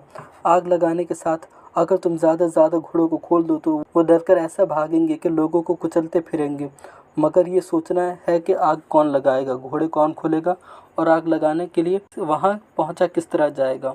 एक नौजवान ने कहा, फ़र्ज़ कर लो आग लग गई और वो इमारत भी खाली होगी, तो हम क्या करेंगे? बलजीत ने जवाब दिया, मैं साथ रहूँगा। उस इमारत में तुम मेरे बगैर नहीं जा सकोगे। वहाँ मेरे 2 साथी मौजूद हैं, वो मुझे बता देंगे कि लड़कियाँ कहाँ हैं। मगर ये भी सोच लो कि लड़कियों को उठा लाएंगे तो उन्हें कहीं छुपाना भी होगा। उसके बाद इराक़ के मुसलमानों पर क़यामत टूट पड़ेगी। सलीब यकीन ही नहीं करेंगे कि मुसलमानों के सिवा किसी और का काम हो सकता है। मुसलमान पहले कुछ कितने आराम में हैं। मैं मशवरा देता हूँ कि हम ये काम कर गुजरेंगे। सलीबियों को मालूम हो जाना चाहिए कि मुसलमान कितने ही मजबूर और बेबस क्यों ना हो, वो ग़ुलाम नहीं रह सकते। बलजीत कमांडो किस्म का जासूस था। वो कई राज मालूम करके सुल्तान अय्यूबी तक पहुंचा चुका था, लेकिन उसे इस किस्म की तखरीबकारी का कोई मौका नहीं मिला था। वो ऐसे शदीद कार्रवाई को ज़रूरी समझता था कि सलीबियों को मालूम हो जाए कि मुसलमान क्या कर सकते हैं। उसने उस्मान सारिम और उसके साथियों को समझाना शुरू कर दिया कि उन्हें क्या करना चाहिए। इस सिलसिले में 2 कड़ियाँ बहुत नाजुक थी। एक ये कि आग लगाने के लिए 3-4 लड़कियों की ज़रूरत थी, और दूसरा ख़तरनाक मरहला ये आया कि कितना नौजवान सलीबी हुक्मरानों की इमारत पर हमला आवर होंगे। बलजीत और इमाम ने मुत्तफ़िक होकर कहा कि 8 नौजवान बेहतर होंगे, क्योंकि अगर ज़्यादा हुए तो सलीबियों की नज़रों में आ सकते हैं। फिर यह मसला पैदा हुआ कि इतनी दिलेर लड़कियां कहाँ मिलेंगी। उस्मान सारिम ने कहा कि उसकी बहन अन्नूर होगी। एक और नौजवान ने कहा कि उसकी बहन भी होगी। बाकी 6 नौजवानों में से किसी की बहन नहीं थी। उम्मीद जाहिर की गई कि ये 2 लड़कियां अपनी एक सहेली को साथ ले लेंगी। बलजीत ने उन लड़कियों को उनका काम समझाने की जिम्मेदारी अपने ऊपर ली। सूरज गुरूब हो गया था। मस्जिद का इमाम एक तरफ चला गया, बाकी सब एक एक करके कमरे से बाहर निकले और सबसे आखिर में बलजीत बाहर निकला। वो फिर वही मोची था जिसे किसी को कुछ खबर नहीं थी कि उसके गिर्द क्या हो रहा है। उस्मान सारिम अपने घर से कुछ ही दूर पर था कि उसे रैनी अलेक्जेंडर मिल गई। वो उस्मान की बहन अन्नूर की गहरी सहेली बनी हुई थी।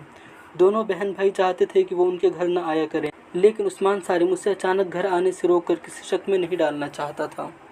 रैनी उसके साथ बेतकल्लुफ़ होने की कोशिश किया करती थी, जिससे उस्मान को ख्याल भी आता था कि वो उसका किरदार ख़राब न कर दें। उस शाम रैनी रास्ते में मिल गई। उस्मान ने उसको मुस्कुराकर देखा और रुकना ना चाहा, मगर रैनी रुक गई और उसका रास्ता रोक लिया। उस्मान सारिम को ऐसा कोई डर नहीं था कि वो मुसलमान है और एक ईसाई लड़की के साथ राज़ो न्याज़ की बातें करता पकड़ा गया तो क्या सज़ा पाएगा। वो जानता था कि सलीबी और यहूदी उन्हें देखकर खुश होंगे कि उनकी एक लड़की एक मुश्तबा मुसलमान नौजवान को अपना गर्वेदा बना रही है। वो वहीं रुक गया और बोला, मैं ज़रा जल्दी में हूँ रैनी। रैनी ने दोस्ताना लहजे में कहा, तुम्हें कोई जल्दी नहीं उस्मान, क्या तुम इतनी आसानी से मुझसे पीछा छुड़ा सकोगे? عثمان نے کہا میں تم سے پیچھا چھڑانے کی تو نہیں سوچ رہا۔ رینی نے مسکرا کر کہا جھوٹ نہ بولو عثمان، میں تمہارے گھر سے آ رہی ہوں، تمہاری بہن نے مجھے صاف صاف کہہ دیا ہے کہ یہاں اب کم آیا کرو۔ عثمان ناراض ہوتا ہے کیوں عثمان، یہ بات تم نے خود کیوں نہ کہہ دی؟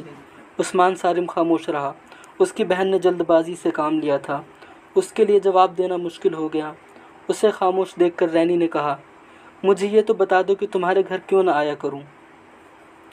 عثمان صارم کی ذہنی حالت کچھ اور تھی، وہ جلدی میں تھا، اس کے جذبات بھڑکے ہوئے تھے، وہ ٹالنے کے لیے کوئی موضوع جواب سوچ نہ سکا، اس کے منہ سے وہی بات نکل گئی جو اس کے دل میں تھی۔ اس نے کہا رینی معلوم نہیں خود کیوں نہ تمہیں کہہ سکا کہ ہمارے گھر نہ آیا کرو۔ اب سن لو، ہماری آپس میں کتنی ہی محبت کیوں نہ ہو، ہم قومی لحاظ سے ایک دوسرے کے دشمن ہیں۔ تم ذاتی محبت کی بات کرو گی مگر میں قومی محبت کا قائل ہوں جو صلیب اور قرآن میں کبھی پیدا نہیں ہو سکتی۔ یہ میرا وطن ہے، تمہاری قوم یہاں کیا کر رہی ہے؟ جب تک تمہاری قوم کے آخری آدمی کا بھی وجود یہاں رہے گا ہم ایک دوسرے کے دوست نہیں بن سکتے۔ میرے دل میں جو کچھ تھا وہ تمہیں بتا دیا، رینی نے کہا، اور میرے دل میں جو کچھ ہے وہ بھی سن لو۔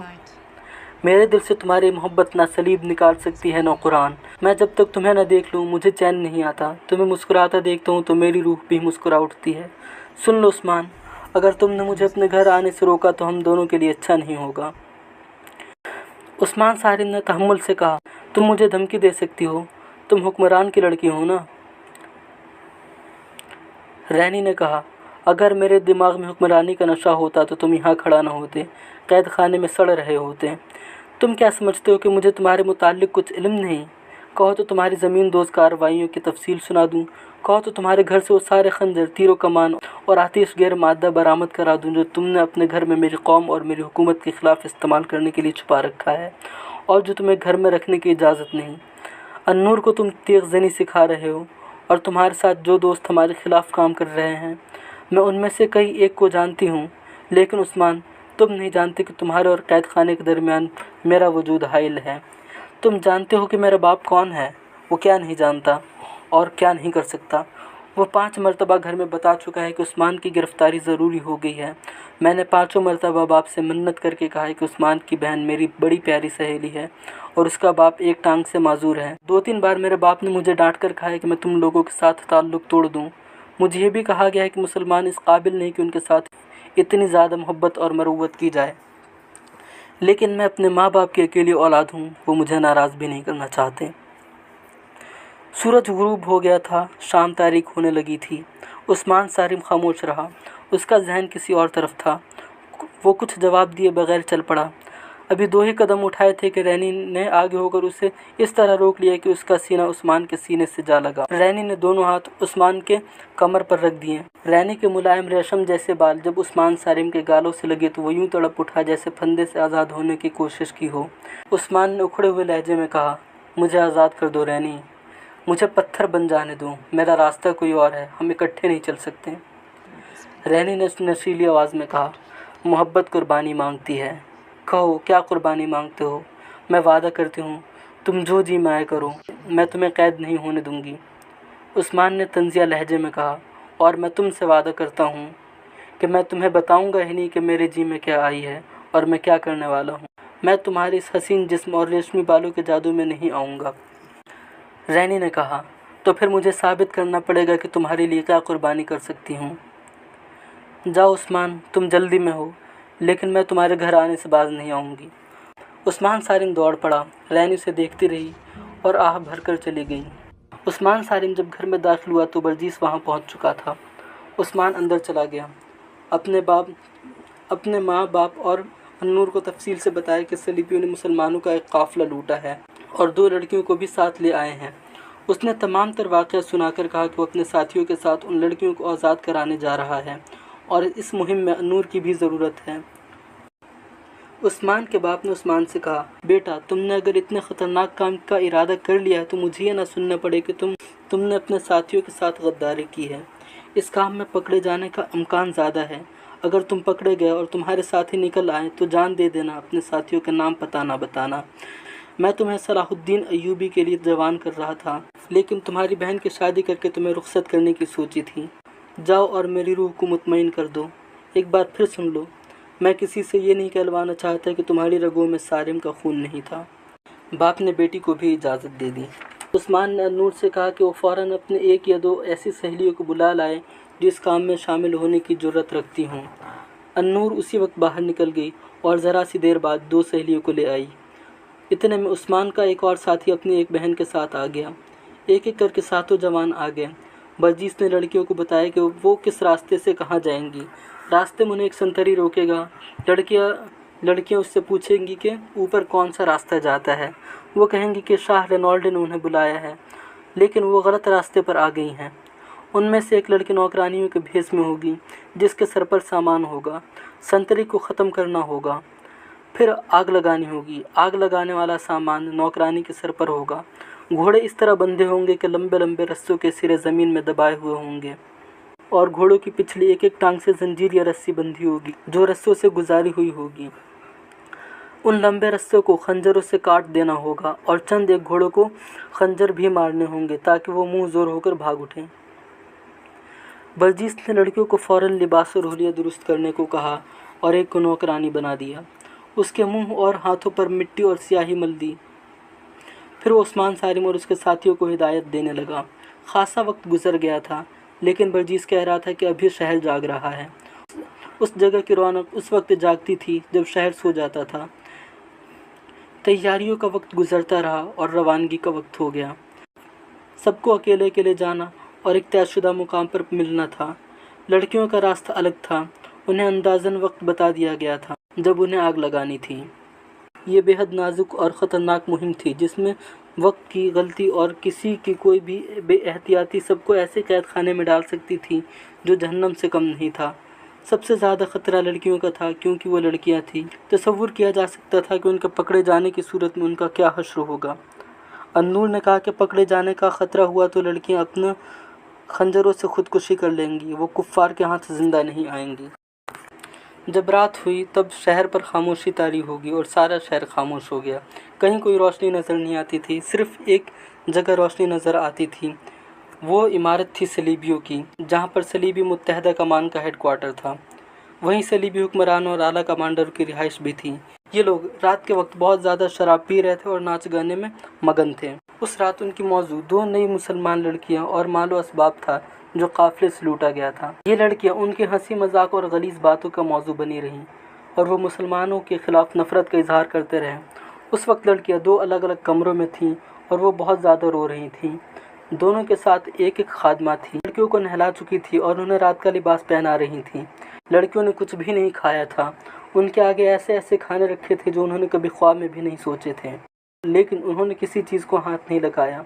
दोनों को एक दूसरे के मुताल्लिक इल्म नहीं था कि वो कहाँ हैं और उनके साथ क्या बीत रही है। उन दोनों को एक दूसरे की और अपने भाई की फ़िक्र थी और इसीलिए वो बहुत ज़्यादा रो रही थीं। वो दोनों लड़कियाँ सहराई देहात की रहने वाली थीं। वो बुज़दिल नहीं थीं। उनके माँ बाप और बड़े भाई ने उनकी इज़्ज़त की खातिर सलीबी इस्तबदाद के इलाके से हिजरत की थी, मगर वो सलीबियों के फंदे में आ गए।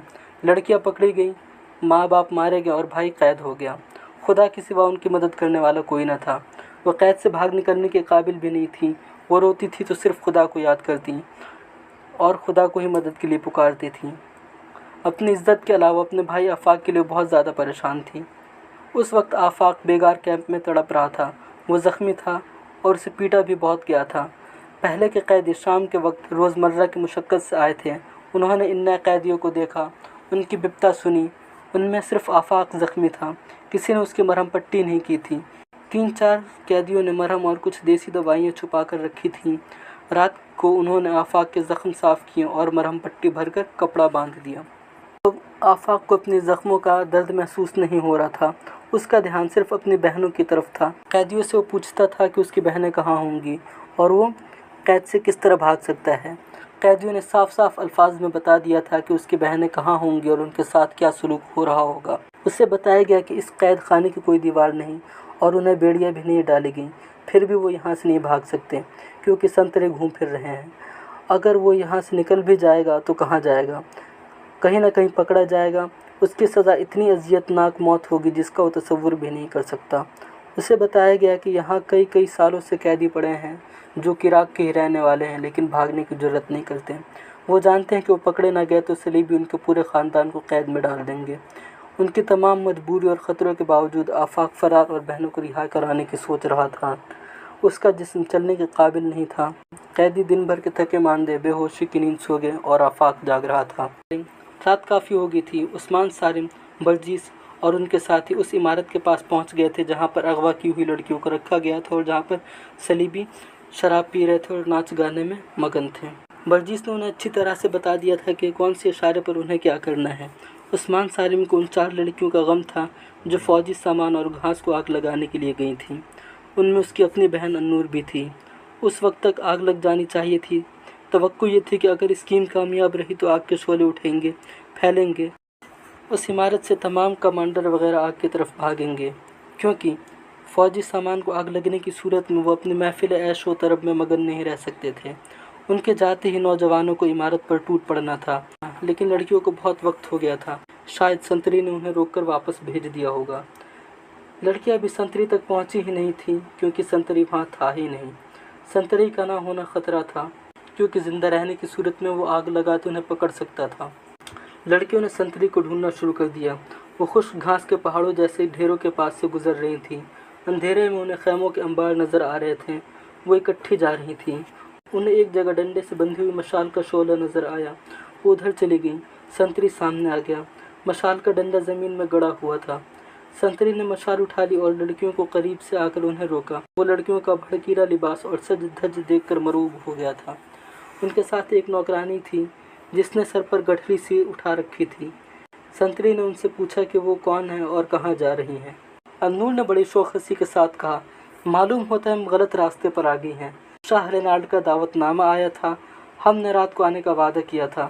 ذرا دیر ہو گئی تو کسی نے بتایا کہ راستہ چھوٹا ہے، یہاں تو آگے معلوم ہوتا ہے کہ گھوڑے وغیرہ بندھے ہیں، ہم کدھر جائیں؟ ایک معمولی سے سنتری پر روابطاری کرنے کے لیے شاہ رینالڈ کا نام ہی کافی تھا۔ وہ جانتا تھا کہ صلیبی بادشاہ کس قماش کے لوگ ہیں۔ رینالڈ نے ان لڑکیوں کو عیش و عشرت اور ناچ گانے کے لیے بلایا ہوگا۔ لڑکیوں کے لباس اور عمریں، ان کے شکل و صورت اور نور کے بات کرنے کا نڈر اور کھلنڈر سا انداز بتا رہا تھا کہ اس اعلیٰ حکام کے مطلب کی لڑکیاں ہیں۔ اس نے انہیں راستہ بتانا شروع کر دیا۔ ایک لڑکی اس کے پیچھے ہو گئی اور اتنی زور سے خنجر اس کے پیٹھ میں گھونپا کہ دل کو چیرتا نکل گیا۔ اس کے ہاتھ سے مشعل گر پڑی۔ النور نے مشعل پر دونوں پاؤں رکھ دیا اور اس کا شعلہ بجھا دیا۔ برجیس نے انہیں بتایا تھا کہ گھاس کو آگ لگتے ہی روشنی میں انہیں خیموں کے ڈھیر اور گاڑیاں نظر آ جائیں گی۔ گھاس کے پہاڑ تو انہیں اندھیرے میں بھی نظر آ رہے تھے۔ جو لڑکی نوکرانی بنی ہوئی تھی اس نے جلدی سے سر سے گٹھری اتاری۔ اس میں آتش گیر مادہ اور آگ لگنے کا سامان تھا۔ انہوں نے گھاس کے ڈھیر کو آگ لگا دی، پھر دوسرے اور پھر تیسرے، اور ذرا سی دیر میں تمام ڈھیروں کو آگ لگ گئی۔ اب خطرہ بڑھ گیا تھا کیونکہ روشنی ہو گئی تھی۔ تھوڑی دور انہیں لپٹے ہوئے خیموں کے ڈھیر نظر آ گئے۔ یہ کپڑا تھا، اسے آگ لگانا مشکل نہ تھا۔ خیمے بھی جلنے لگے۔ لڑکیوں کو غیر معمولی پھرتی آ گئی۔ انہوں نے 3-4 گھوڑا گاڑیوں پر آتش گیر مادہ پھینکا اور آگ لگا دی۔ اتنی دیر میں گھاس کے شعلے آسمان تک پہنچنے لگے۔ لڑکیاں گھوڑوں کی طرف بھاگیں۔ ابھی تک کوئی بیدار نہیں ہوا تھا۔ لڑکیوں نے خنجروں سے وہ لمبے لمبے رسے کاٹ دیے جن کے سرے زمین سے دبے ہوئے تھے اور ہر رسے کے ساتھ 40-50 گھوڑے بندھے ہوئے تھے۔ لڑکیوں نے چند ایک گھوڑوں کو خنجر مارے۔ وہ بدک کر شعلوں کے ڈھیر سے ہیبت ناک آواز سے ہنہنانے لگے اور اندھا دھند بھاگنے لگے۔ انہوں نے ادھم بپا کر دیا۔ معلوم نہیں کتنے گھوڑے کھل کر ادھر ادھر دوڑنے اور ہنہنانے لگے۔ اونٹ کھلے تھے اور آرام سے بیٹھے تھے۔ وہ اٹھ کھڑے ہوئے اور اندھا دھند بھاگنے لگے۔ چاروں لڑکیاں بے لگام گھوڑوں اور بے مہار اونٹوں کے نرغے میں آ گئیں۔ دوسری طرف شعلے تھے جن کی تپش دور سے بھی جسموں کو جلاتی تھی اور جانوروں کے اس قدر شور و غل اور دھماکوں جیسے ٹاپوؤں سے فوج بیدار ہو گئی۔ وہ 2 لڑکیاں جن کو اغوا کیا گیا تھا ان کو دلہنیں بنا دیا گیا تھا۔ رات کافی ہو گئی تھی۔ دونوں لڑکیوں کے کمروں میں ایک ایک انسان داخل ہوا۔ وہ دونوں صلیبی کمانڈر تھے جو نشے میں بدمست تھے۔ لڑکیاں کمروں میں بھاگ دوڑ کر پناہیں ڈھونڈنے لگیں۔ ان کی عصمت کا پاسبان خدا کے سوا کوئی نہ تھا کہ 2 زانو گر پڑی اور ہاتھ جوڑ کر رو رو کر خدا کو مدد کے لیے پکارا۔ صلیبی نے قہقہہ لگایا اور اس کی طرف بڑھا۔ باہر اسے شور و غل سنائی دیا۔ یہ غیر معمولی شور تھا۔ اس نے دروازہ کھول کر دیکھا تو ایسا لگا جیسے پورے شہر کو آگ لگ گئی ہو۔ گھوڑوں اور اونٹوں کی خوفزدگی کا یہ عالم کہ کچھ گھوڑے اس بلندی پر بھی چڑھ آئے جس پر یہ عمارت تھی۔ اس کا نشہ فوراً اتر گیا۔ दूसरा फौजी भी बाहर निकल आया। 2-3 आदमी दौड़ते आए और घबराए हुए लहजे में कहा कि घास खेमों और घोड़ों गाड़ियों को आग लग गई है। दौड़ते हुए जानवरों ने कई आदमियों को कुचल दिया है। अगर आग शहर को लगती तो ये हुक्काम परवाह न करते। ये वहाँ तो फौज का सामान जल रहा था और फौज के सैकड़ों जानवर खुल गए थे। ज़रा सी देर में तमाम हुक्मरान और कमांडर और वहाँ जो कोई भी था दौड़ते निकल गए। वो अपनी निगरानी में आग बुझाने का बंदोबस्त करना चाहते थे। इस इमारत के आसपास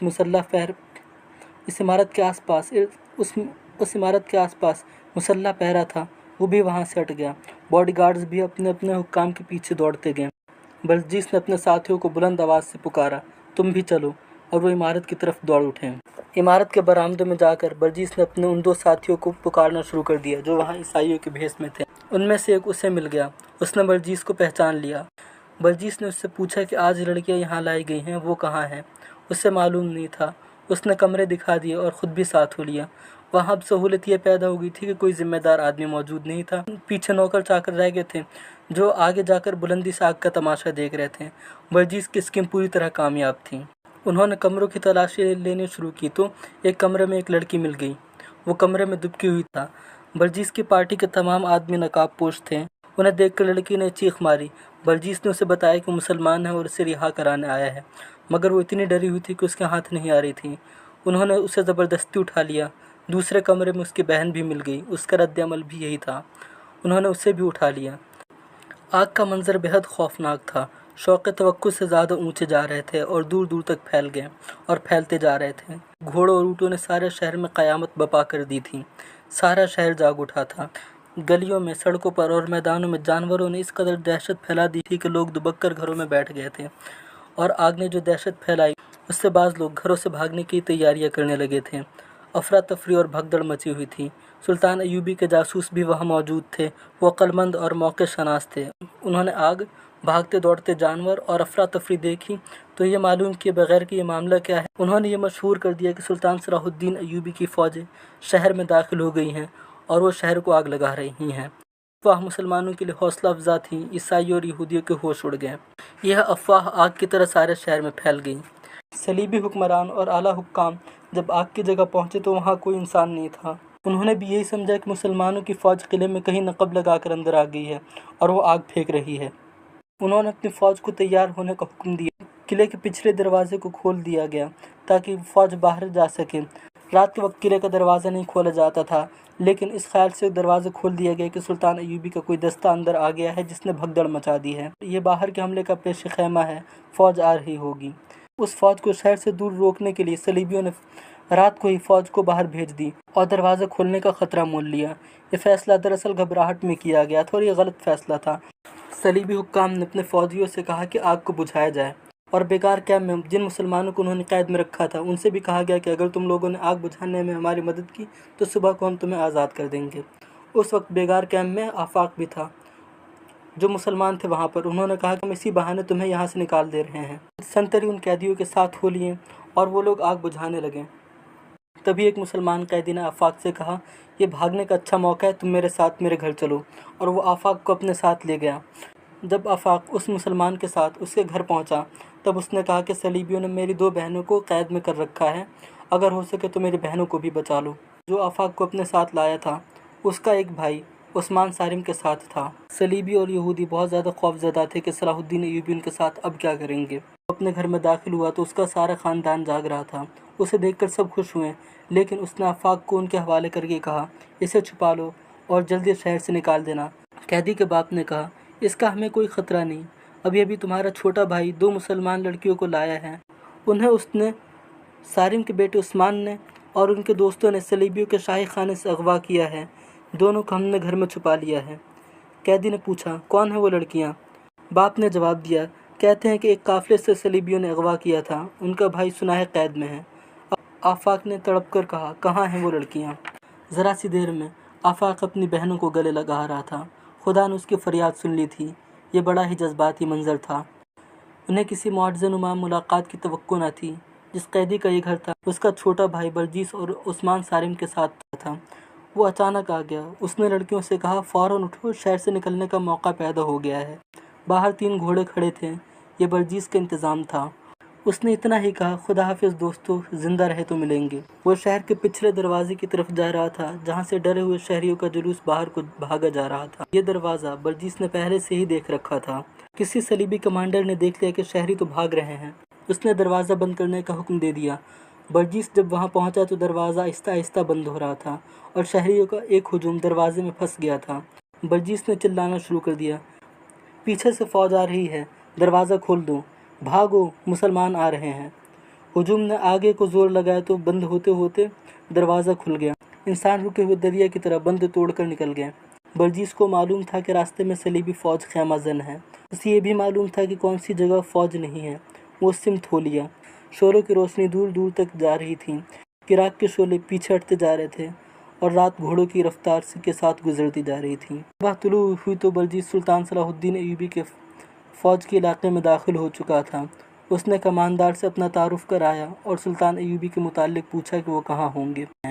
برجیس اپنی اس کامیابی پر بے حد خوش تھا۔ اس نے صرف لڑکیوں کو صلیبیوں سے آزاد نہیں کرایا تھا بلکہ عراق میں آتش زنی جیسی تخریبی کارروائی کر کے صلیبی فوج کے غیر مسلم شہریوں کو جذبے پر خوف طاری کرایا تھا۔ وہ سلطان ایوبی کو یہ مشورہ دینا چاہتا تھا کہ عراق پر فوراً حملہ کر دینا چاہیے۔ عراق کی صبح بڑی بھیانک تھی۔ شعلوں کی بلندی اور تندی ختم ہو گئی تھی۔ تھوڑی دیر بعد اعلان ہوا کہ 4 عورتوں کی لاشیں فنا جگہ رکھ دی گئی ہیں۔ تمام شہری انہیں دیکھ کر پہچاننے کی کوشش کریں۔ تماشائیوں کا ہجوم ادھر کو چلا گیا۔ عثمان سالم اور اس کے دوستوں نے اکٹھی رکھی ہوئی 4 لاشوں کو دیکھا۔ ان کی صلیبیں ان کے سینوں پر رکھ دی گئی تھیں۔ کوئی بھی کسی لاش کو نہ پہچان سکا۔ پہچاننے کے لیے وہاں کچھ ہی نہ تھا۔ چہروں سے بھی کھال اتری ہوئی تھی۔ بعض کے چہرے اندر کو پچک گئے تھے۔ عثمان سالم کے آنسو نکل آئے۔ وہ تماشائیوں سے نکل گیا۔ اس کے دوست بھی اس سے جا ملے۔ ان سب کو معلوم تھا کہ لاشیں کن کی ہیں۔ چاروں رات اپنا فرض ادا کر کے شہید ہو گئی تھیں۔ ان کے شہادت کا عینی شاہد کوئی بھی نہیں تھا۔ معلوم نہیں کتنے 100 گھوڑے اور اونٹ ان کی لاشوں کو رونتے رہے۔ 2 لڑکیوں کی عصمت بچانے کے لیے 4 لڑکیاں قربان ہو گئیں۔